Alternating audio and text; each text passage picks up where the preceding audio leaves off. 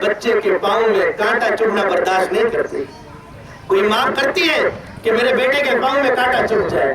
جتنا بیٹا نافرمان ہو, جتنا بھی تنگ کرتا ہو ماں کو, اگرچہ گالیاں دیتا ہو, اگرچہ اسے مارتا ہو, لیکن ماں سے پوچھو گے, ماں کہے گی ہے تو میرا بیٹا, ہے تو میرا بیٹا, میں کیوں چاہوں گی کہ اس کی آنچ آ جائے, میں کیوں چاہوں گی کہ اس کے پاؤں میں کانٹا چبھ جائے.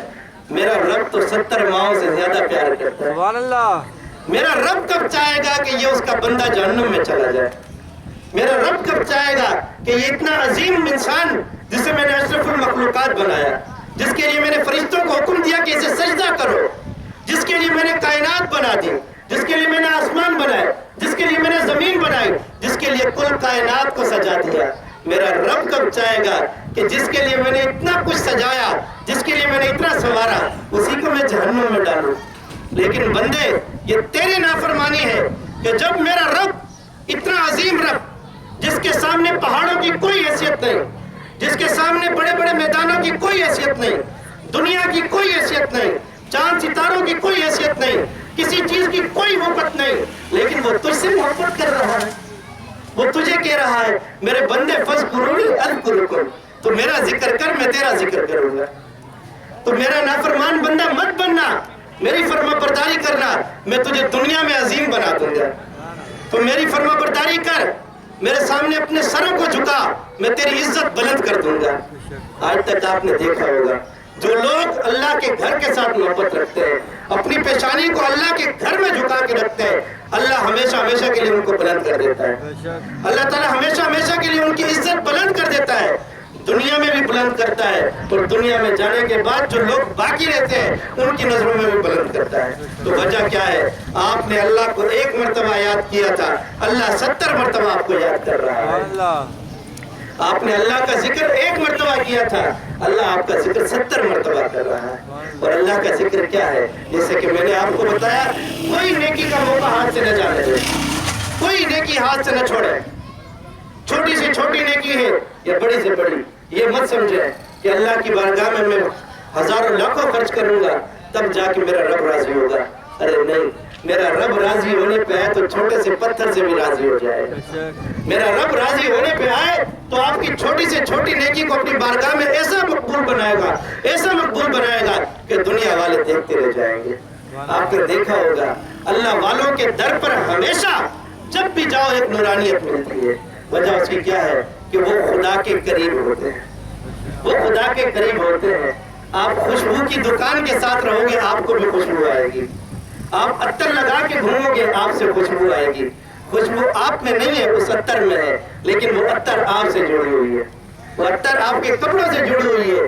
تو اسی طرح جب آپ کی محبت اللہ والوں کے ساتھ ہوگی, جب آپ کی محبت خدا کے ساتھ ہوگی, تو یہ محبت آپ کو زندہ رکھے گی. اللہ کی محبت جب آپ کے دل میں ہوگی تو یہ دل آپ کو ہمیشہ زندہ رکھے گا. تو اللہ کی محبت کو اپنے سینے میں اجاگر رکھیں, اللہ کے رسول کی محبت کو اجاگر رکھیں. اور اللہ کے رسول کی محبت کب دل میں بیدار ہوتی ہے؟ جب مسجدوں سے آپ کا محبت زیادہ ہوتی ہے.